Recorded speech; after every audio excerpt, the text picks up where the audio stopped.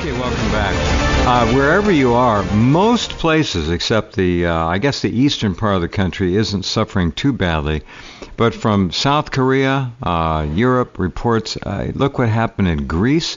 The blowtorch inferno down there, of fires they had. Over 60 dead. I don't know what the final count was.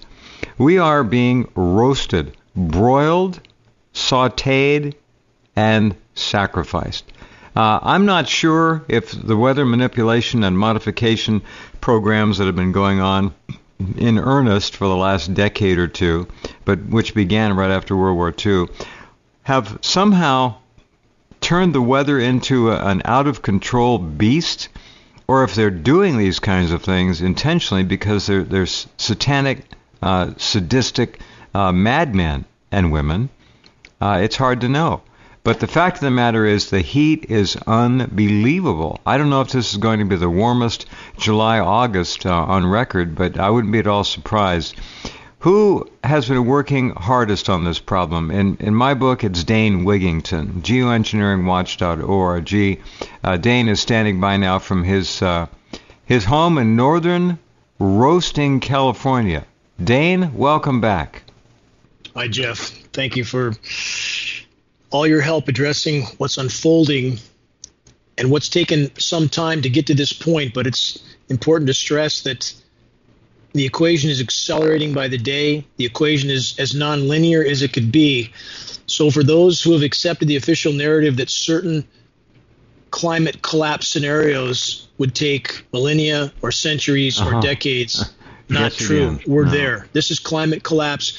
And to answer your earlier question, Jeff, as to what agendas are being played out, is the weather just completely blowing apart at this point, or are there other agendas going on?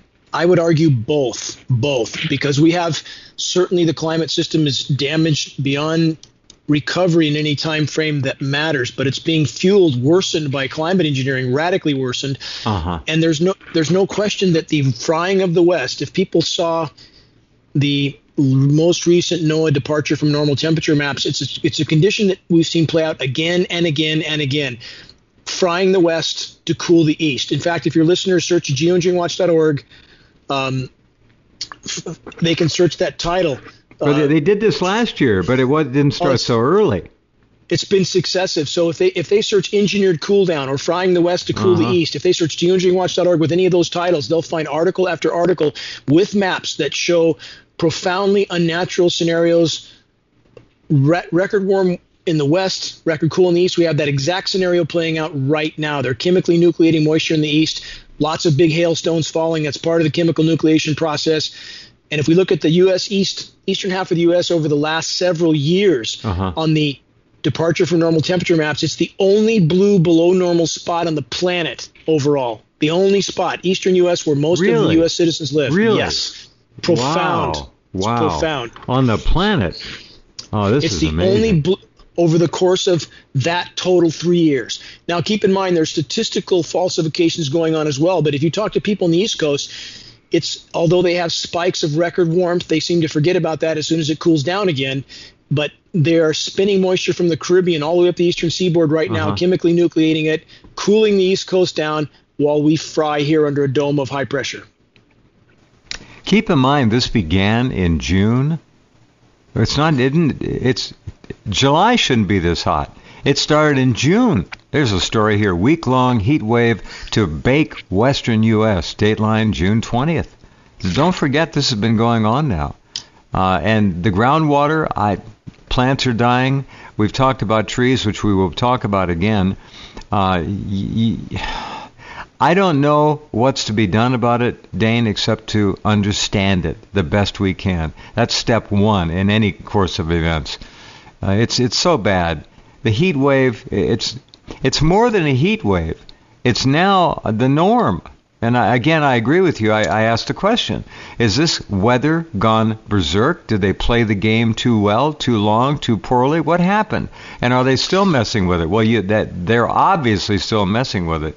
But what happened to get it to this point? They wouldn't want it like this, would they? First, it's important to remember for your listeners that every form of human activity that alters the energy balance of the planet is a factor that must be considered.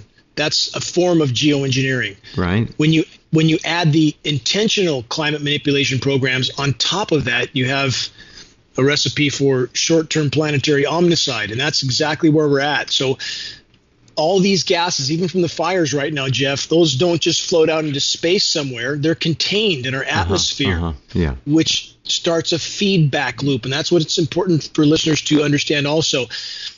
It starts to feed on itself. The more forests that burn, the more greenhouse gases that build up. Climate engineering going on all the time as well, which is deflecting some heat from some areas, but it's trapping heat as well. That adds to the overall blanket warming effect. And this feeds on itself. It causes methane release, which we've talked about. That's a major factor in the equation, and it looks ever more likely we will have an ice-free Arctic by the end of September. That will cause the equation to go that much more exponential on top. So these feedback loops start to fuel themselves. The more heating we have, the more heating we have. Does that make sense? Sure. The more methane that releases goes into the atmosphere, causes more methane to release. It just starts to snowball and feed on itself. That's where we're at. July 6th. All right, what's today? The 26th. So 3 weeks ago, 20 days ago. High temperatures have left 33 dead in Quebec this month, and the hot weather is now moving into the U.S. A heat wave has already hit the Northeast and now has arrived on the West Coast, with California now suffering 100-degree Fahrenheit temperatures. This month, 33 people have died in the Canadian province of Quebec due to the heat. All right, so this was 3 weeks ago. It hasn't changed, and this started in June, as I mentioned earlier. It was 100 and, I'm sorry. Go ahead. 116 in Reading today. Oh, my God. See, Reading is no. I couldn't take that. That's probably worse than Las Vegas, which is pretty damn bad. I think it was today. Our nighttime low last night where I live was 25 degrees above normal. It was 90 degrees. That was our low, 90. Unreal. A low of 90. Correct. Oh, my. Wow. The severity of what's unfolding needs to be clear to people, and this is what we need to do. No matter how grim the horizon is, and it looks very grim indeed, but the longer we sit and do nothing collectively, the more grim it's going to grow by the day. Populations, citizens, people who care about preserving any future whatsoever need to organize and start to arrange sit-ins at media, at agencies like Forest Service, USDA, CAL FIRE, whose paychecks and pensions are attached to the overall cancer that funds militaries and funds everything down the ladder, the central banks. They need to look past their paychecks and pensions, and it's up to us, the population, to ensure that they do by having peaceful sit-ins at all their agencies' offices, passing on credible data, not going anywhere, for example, in the case of media, until they agree to cover this issue. So, for example, in Reading, KRCR, ABC, Channel 7, who, going back 3 years, refused to cover an event that had 1,000 citizens at it, some from all over the country, had government scientists at it, pilots, former military. They refused any coverage whatsoever. Even though other mainstream media came all the way from Sacramento to cover, they didn't say a word. And their employees, their reporters, their anchormen made clear they would never, ever cover this issue. Same thing happened the next 2 years. Even though we had the Vax people here, we had huge community meetings, not a word. Now, they just completely you're blackballed. They're not going to do anything. It was 108 today in Las Vegas. Actually, 108 right now. 112 tomorrow. 111 Saturday. So you got Las Vegas whipped. Completely.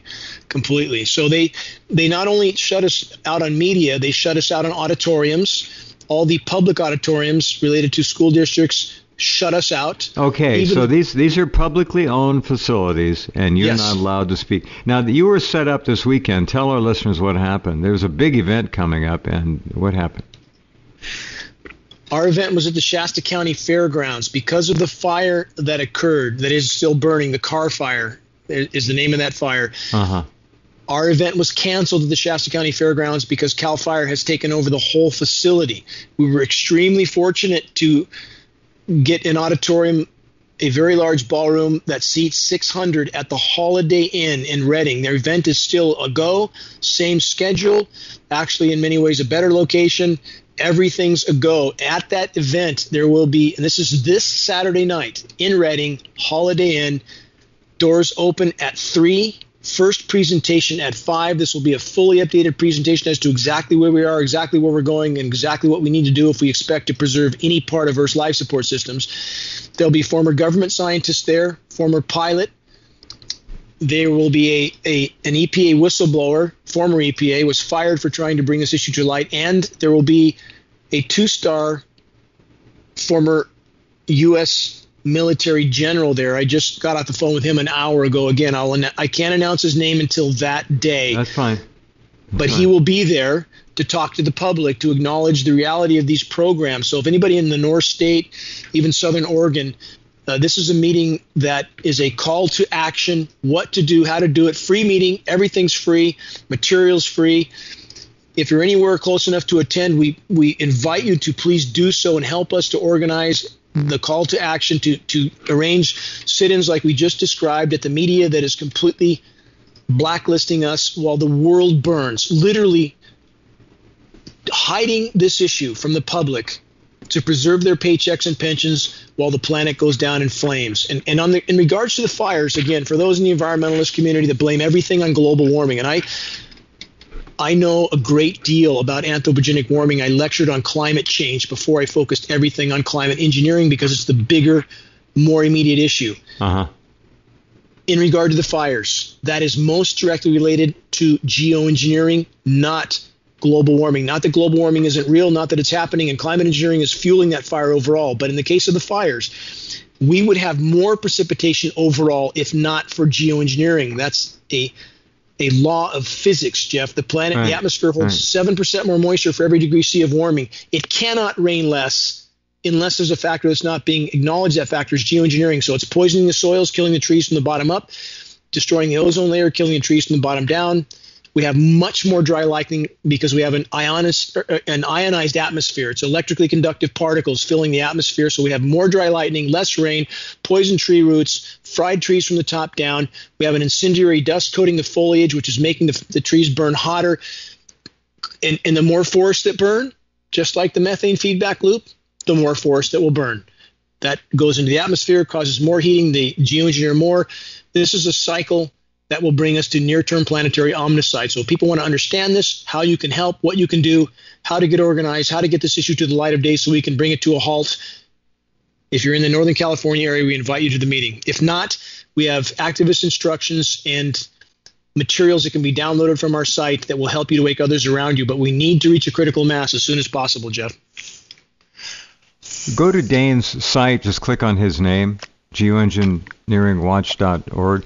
He's got some marvelous printed full-color flyers and materials that if you care about this, you really need to get some. He'll make them available to you, no profit, just cover their costs. And when you hand these sheets, now I've done this personally, you hand these sheets to people, they look and they say, what is this? A lot of people don't understand. They don't look up. They just look down or look straight ahead. They don't notice what's going on over them. I do all the time, like Dane does now. We watch all the time. But he's got marvelous, let's call them public teaching aids, okay? You hand them out to people, and it does get their attention. I had one guy come back, actually, and ask me for more. So that's good. It's this situation that is almost inexplicable to the average person. But when you've got pictures of these skies that are like a hatchwork, crisscrossed, and then you see the stuff spreading out frame after frame, then you'll notice that it's happening over you. Like right now that we're covered with smoke. Are you covered with smoke down there too? We got nothing but smoke here. It's in the Rogue Valley.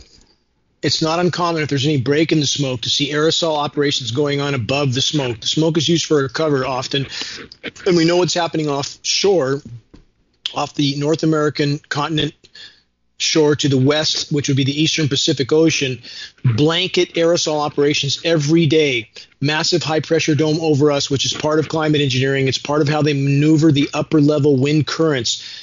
And the big cool down, Jeff, on the East Coast, they're getting record rains in many places, record hail because they're chemically ice nucleating that rain again. But the frying of the West, the high pressure dome that spins clockwise, spinning any available moisture or cooler air up over the top of us, then back down to the southeast, and then back up the eastern seaboard. It's part of how they're frying one area to cool another. So at minimum, we would be considered a climate sacrifice zone. But the bottom line is the whole system is off the rails. There is no natural weather at this point.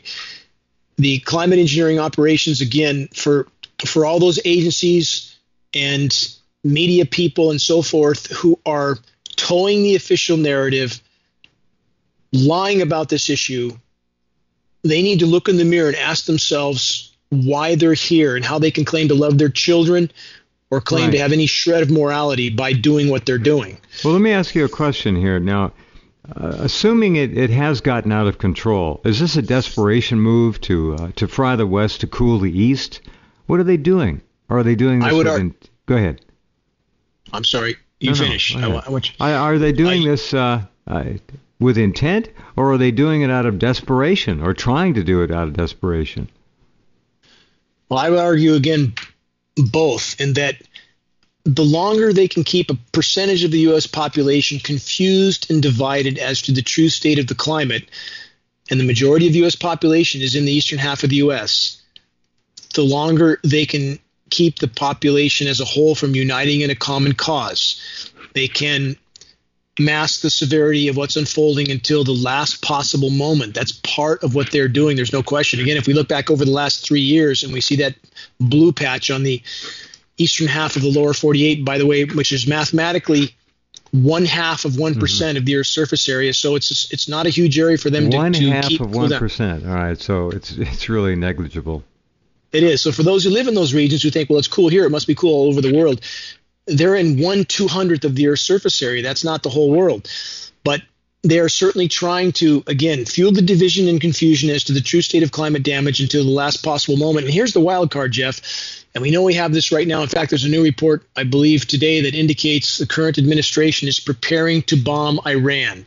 Now, this is their final hole card in the quest for resources, the dying empire trying to keep itself alive, the military-industrial complex, as they can no longer they hide got to have a war. They got to have a war. And this war is being fought for, let's call it international Zionism to be charitable. Yes. It's clear. Yes. It's obvious. Completely agree.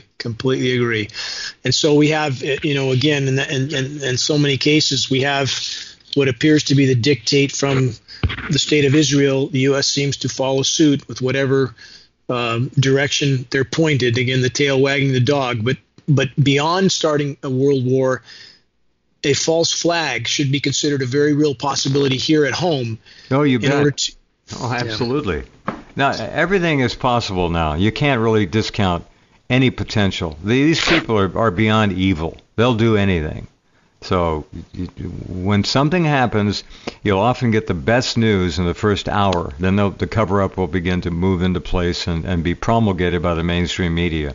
So if something big happens, just keep watching. We'll do our best to steer you in the right directions for information to consider.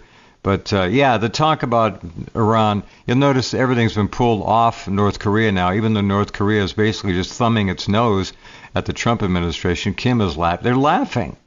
They didn't give up anything, nothing. They're still making fissile material. They dismantled one outdated rocket test engine center, which was for liquid fuel rockets, which they don't use anymore. So there's nothing going on. It was a complete failure. It was a photo op. That's it. So they pulled the American military out of there. 3 aircraft carrier strike groups. They're gone. They've downplayed everything, and they've shifted all their energy now to evil Iran. It's a nonstop story of evil Iran or evil Russia. Evil Iran, evil Russia. And I think most Americans who really care can see that now. The pattern is so unmistakably clear. But what Dane is saying is correct. False flag. They can attack any target and blame it on Iran. Believe me, that's how they do it. That's how they will do it. A couple of missiles come into Israel, kill a few people. They were Iranian missiles. Never mind, there's no proof of it. And then they'll launch their attack.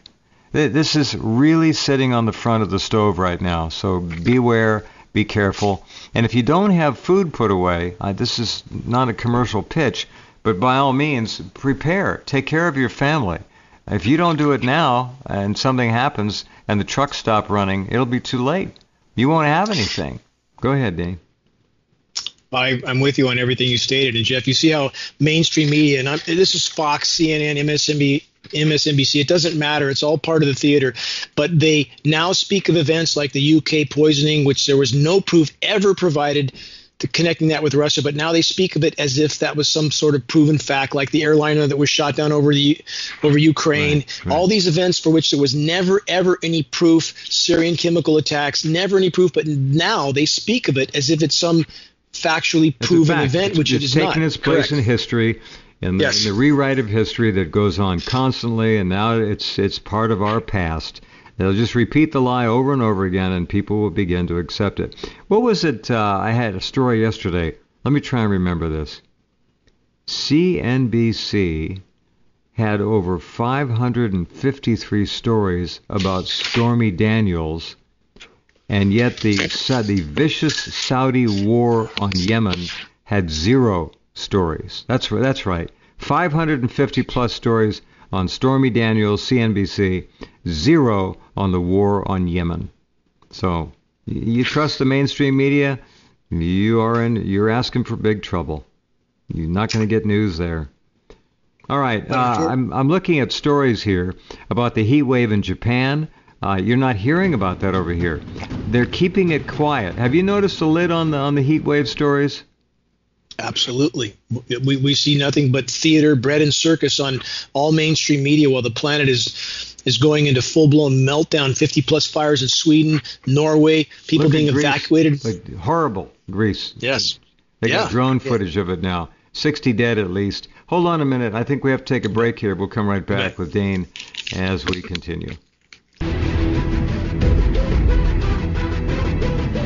Okay, welcome back. Talking with Dane Wigington about this heat wave. It's enormous high pressure just sitting off the western U.S. It's circulating, of course, in a clockwise fashion. It's pulling the heat up from the southwestern deserts right on up through California, Oregon, Washington, and into Canada as well. It's a circulatory thing. It's not moving. It's the east-west airflow. There isn't any, not up here, Dane. It's like someone threw the switch off. We're used to having a jet stream. We're used to having northern hemispheric weather patterns. Summer, fall, winter, it doesn't matter. There's no air movement that I can see. I'm sure it's the same in Redding. There's just no air moving. It's sitting there.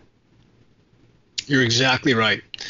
So when you put a layer of particulates in the atmosphere that radically disrupts convection, it must affect air movement. And now we have a scientifically recognized condition, Jeff, called global stilling. We have global dimming. Oh, this is interesting. We already know that. Global stilling. All right. Now we have global stilling, which was first recognized by wildlife biologists that were seeing predators were having difficulty finding prey because the foliage was not moving because there was no wind moving.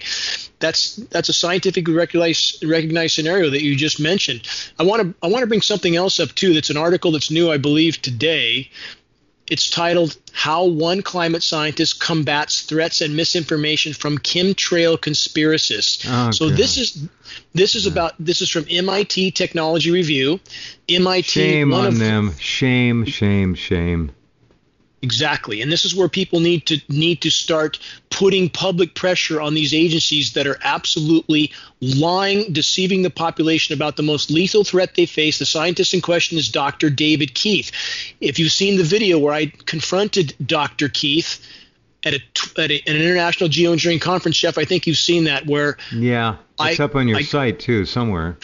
It is. So your listeners can search Dane Wigington, David Keith. They'll find that at that conference where I was able to get him to answer after stating the goal of putting 10 to 20 million tons of aluminum nanoparticulates in the atmosphere. Had they done any toxicological studies? The answer was no. His final response was, could terrible things happen? We don't know. So Dr. Keith, one of his colleagues, Dr. Douglas McMartin. If your listeners search Dane Wigington, Douglas McMartin, I did a 1-hour live debate with Dr. McMartin, who represents MIT, by the way. He did not, if you have not seen that or your listeners haven't, I encourage them to watch that. You can see how ill-prepared Dr. McMartin was for a factual debate. So much so that the same station invited Dr. Keith to debate with me. He refused. All of their other colleagues refused after the first debate. Did not go well. So this is what we have. These institutions backing up their paid liars they don't to want deceive talk to the you, population. Dane. You shred them. They got no facts. They got lies. The facts are on our side. So this is the point with these scientists like Dr. Keith. Only two possibilities. If they deny climate engineering, they're either criminally negligent of the profession of which we are told they're an expert, or they're lying. There's only two possibilities. So the bottom line is these are the type of individuals, Dr. David Keith, Harvard University. The public needs to find their public contacts and put pressure on them. Don't threaten them physically. Do not do that. That doesn't help our cause. But simply state this, Jeff, that pass on credible data on this issue and state that we know they know, and that once the world knows, the public will hold them legally and morally accountable for their part in the criminal climate engineering cover-up. And that's the kind of message that needs to be sent.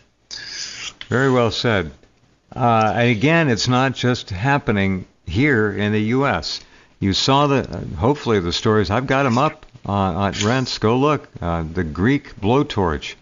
Horrible fires in Europe now. South Korea's prolonged heat wave is producing a number of weird things, including a chick hatched out of an egg, a chicken egg, without the mother even being anywhere near it. It was incubated by the heat. The country has been enduring unusually scorching weather for weeks since early July. Daytime highs exceed 100 degrees in Seoul, other regions as high as 104, 105 the same day. Korea is roasting. As of Wednesday morning, 14 people had died due to heat-related illness, while heat stress had killed at least 1.4 million livestock. All right? More than 1,300 Koreans have been medically treated for health conditions caused by the hot weather, including heat stroke. The series of rather unusual events have been attributed to the hot weather. Well, we know what's going on. It's not to say that they are over Korea doing this, but once it gets out of their control, like it is, they can only do so much. They can't even go over to Korea or Europe and play around with it. I think it's out of control here, and it's spread all around the northern hemisphere. Where's the weather? I like this expression, global stilling. That makes perfect sense. I've been watching this for weeks. Where the hell is the wind? Where's the weather? Nothing. It's just sitting here on us. It isn't. And what's important to remember, again, that all factors that disrupt the energy balance of the planet are a problem. So every form of human activity, with climate engineering being at the top of that list, if you will. Also, one more thing I wanted to mention, Jeff, on this MIT article. Naomi Wolf. You know who Naomi Wolf is, Sure. I'm sure. I've been communicating with Naomi, passing on data to her. She has openly spoken out about the climate engineering operations, and what's the first thing they do is they've just done this MIT article, attack Naomi Wolf. No one is allowed to speak out on this issue. The moment they do, they are ruthlessly attacked by media to make an example out of them so that anybody in a position that their voice might be heard that's higher on the ladder knows that they will be burned at the stake if they dare speak out on this issue. And they've just done that to Naomi Wolf. And I warned her that this would come to try to prepare her for this. I hope she does not back down, but this has been the standard procedure. Anybody of notoriety that dares to speak out is immediately burned at the stake by those in power. We need to understand, as American citizens, that the media is not our friend. It's not here to serve us. Rather, like the government, it is here to control us, to tell us what they think we want to hear or what they feel we need to hear. They will not inform us about the truth. Journalism, as we knew it, is dead, except with a few rare exceptions here and there. But the mainstream media, all controlled, owned, and operated by 6 corporations. It's the 4th branch of government, the legislative, the judicial, the executive, and now the Ministry of Information. The mainstream media. That's what it is.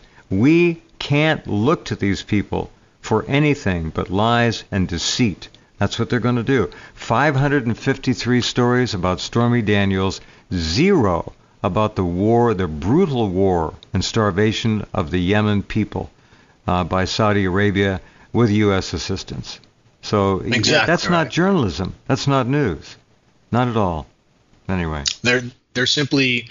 They're whores. Professional propagandists for the power structure. That's all they are. And one more thing to point out in this latest attempt to cast doubt on the climate engineering issue, the word that MIT Technology Review uses over and over is chemtrail, chemtrail, chemtrail. They do not say those who believe geoengineering, solar radiation management, stratospheric aerosol injection has already been deployed. They will not say that. They simply use chemtrail conspiracy theorists. Jeff, you know they do the same thing when they're talking about, for example, the leaders of other countries. They call them brutal dictators, regimes, when in fact the brutal regime is the U.S., but they use certain terms to create certain impressions. In regard to the climate engineering issue, this is one more article that proves the importance of sticking to the science terms. And again, the public, if they want to help, should find the public contacts for MIT Technology Review, Dr. David Keith from Harvard, and bombard them with emails to make them understand we know that they know and we know what they're doing. Again, exactly, so that's one way the public can help. Now, there's a whole nother dynamic here, which we're not going to spend much time on, but let me put it out there just for all of you who have been following this program for all these years since Fukushima. All of that radiation, all of those radionuclides, uncountable numbers of radionuclides into the northern Pacific Ocean, which have killed the ocean, have also warmed the ocean. That's a real issue. So think about that, warming sea temperatures. All of that heat going in there from the radiation has a very strict and absolutely scientifically correct and understandable result. I just got this to work. Finally, a video on Japan and the heat there. Now, I don't want to leave this out because this is a big one. Let's see if this will play for me this time. Come on. The elderly have suffered the most in Japan. Many don't have air conditioning. I'm Kurumi Mori in Tokyo. And I'm Jihei Lee in Seoul. South Korea is suffering under the heat too. We haven't seen temperatures like this since 1994. South Korea's health ministry says there's been 11 deaths and over 1,000 patients treated due to heat-related illnesses. I cannot sleep well at night due to the heat. And if I do sleep, I always try to turn on the fans and keep my windows open. I think it's getting hotter every day. It is getting hotter every day. Let me point out something with the recording you just played. This is very common from the power structure. They will alter statistics to make it appear that whatever event is happening, and however unprecedented that event is, that it happened sometime in the past. And that's a way of pacifying populations. The statistics are absolutely fabricated, but they do that constantly so that, again, so the populations think, oh, it happened before, it can't be that bad. That is not the case. They're underreporting the current temperatures, and they can go backward and alter previous statistics to make it look like a similar event has occurred in the past when in fact it has not. We are in uncharted territory. The temperature right now on our planet, based on readings on the ground, not power structure approved institution acknowledgement, which they will not acknowledge, the actual readings on the ground indicate we're past 3.5 degrees C right now. We are past the baseline at which humans have existed on this planet. We are in completely uncharted territory, and it's getting worse by the day. On this course, no one gets out alive. No one. Bottom line is, people need to learn the basics on this issue, share credible data that is 10 times more effective than trying to orally disseminate this. And again, all this can be done from a person's own home computer. Jeff, without spending anything. But the bottom line is we need to prioritize. If our head's on fire, we need to not worry about our skinned knee. We need to put our head out. That's where we're at. This climate engineering from every direction is sucking the noose around our collective necks every single day.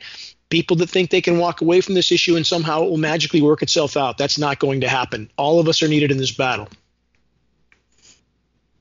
We have the issue of trees. The last time I talked to you, I don't remember, a week or so ago? I don't remember. Anyway, I have been blessed to have, I started out with about 41 older growth ponderosa pine trees on the property. It's 60, 70, 80 feet tall. I lost about 8 or 9 at the beginning of the summer. There are now over 12 more dead, Dane. Dead. They look like straw. These are 90-foot tall pine trees from the top down. They died from the top down. They just wilted over and died, the pine needles. These are trees that are over 100 years old. They've been through droughts before. So something is killing them. And it's not beetles. I called an arborist. He said that they're actually arguing amongst themselves as to what's causing the massive tree die-off. I tried to explain. I said, look up geoengineering. Understand, these trees are being subjected to toxic metals, spraying. We don't even know what all is being sprayed on them anymore. And all the things that the trees are being exposed to, we are inhaling and drinking. It's going into us as well. This is a perplexing part of the scenario when we have arborists, and I've shared before, my father was an arborist, that's what I grew up doing, who will not acknowledge the elephant in the room. No, they won't They won't. Just like the beekeepers, for example, which we contacted over half a decade ago, passing on data, aluminum testing, expressing that the bee colony collapse disorder was directly linked to the heavy metal fallout from climate engineering. They refused, and they refuse today, to acknowledge that fact, even though now we have peer-reviewed science study to prove aluminum is killing the bees. They're dying of symptoms that resemble Alzheimer's and dementia in a human being. They are so packed with aluminum. Wow. So your listeners can search and you're, bees. ladies and gentlemen, excuse me, Dane, you are being packed with aluminum as well. And have you noticed an epidemic and now pandemic of dementia and Alzheimer's in the last 25, 30 years? You betcha. You see commercials now, Jeff, as if that's something we should just expect to get when we get into our elderly years. It's true. I saw one. I don't know where it was. It was on some YouTube video, and they had a commercial was still there, and it showed some woman, and maybe 60 at the most, 50s, late 50s, 60, and she was clearly dysfunctional mentally. She was dressed nicely, and she was surrounded by a beautiful home, and her family was there. And then during the commercial, they began to kind of come up next to her and help her by the arm here. And you could see they're making this the norm now. That's what Dane is saying. They're using commercials, and they'll probably have characters in sitcoms. They left the H out of that word, sitcoms, where they'll have mentally deficient people being part of the cast. Caricatures. Oh, they'll play it seriously and oh, how sad, but they'll be there for comic relief. Watch, it's coming. It's part of trying to condition the population to accepting this as being normal. It's like every commercial we see now, every movie we see, a background of sky full of aerosol dispersions from aircraft. It's in everybody's view all the time. It's in the movies. It's on TV. Yes. It's in commercials. The sky's got chemtrail geoengineering aerosols in it. It's in animated children's films, Cars, Over the Hedge. All of them have aerosol spraying, very blatant spraying in the skies. In the case of the bees and the aluminum, the bees had, in some cases, 70 times more aluminum in them than it would take to cause Alzheimer's or dementia in a human being. It's building up in all of us. The bigger the organism, the more resistant they are for a time. Human beings are bigger. They can endure this longer, but once the breaking point occurs, breakdown occurs very quickly. So the bottom line is, Jeff, if this is not a fight for life, what is? Every breath we take is tainted. Ozone layer being destroyed. That's an existential threat by itself. Forests are going up in flames. People can't grow vegetables, crops failing everywhere all over the globe. My yellow squash this year doesn't look right. It may be Fukushima radiation, but something has deformed the squash. Well, the UV radiation is in a DNA damaging band. Oh, there you go. That could be part of it too. So that's certainly a part of the equation. Photosynthesis stops at 104 degrees, by the way. It tapers down and stops completely at 104 degrees. It affects the organism's ability to fruit or to ripen that fruit. Oh, really? 104 Absolutely. And photosynthesis stops. I didn't know Done. that. Wow. Absolutely done. So, again, I encourage your listeners to not shut down from this dire data. There's no it's question. A challenge to learn, for goodness sakes. It is, and there's no question that we are going to hit the wall collectively. There's no question about that. But if we could salvage anything, is that not worth fighting for? Is that not enough to provide meaning to life, salvaging something for your children?